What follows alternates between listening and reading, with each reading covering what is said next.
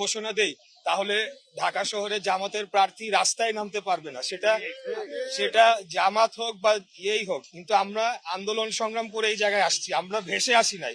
আমাদের দীর্ঘ 17 বছরের ত্যাগ রয়েছে, আমাদের বহু ভাইদের রক্ত রয়েছে। তারা কোথায় ছিল? তারা তো হঠাৎ করে বের হয়েছে 5 তারিখের পরে, অগস্টের 24-এর পরে। এই গুপ্ত বাহিনী তারা হঠাৎ করে উদয় হয়েছে বেশিরভাগই। এর আগে আমরা দেখেছি তারা ভোরবেলা 6টার সময়, যখন রাস্তাঘাটে জনগণ থাকতো না, তারা চুপ করে অন্ধকারে বের হইতো, মিছিল করে তারা চলে যেত। এই ছিল তাদের আন্দোলন সংগ্রাম।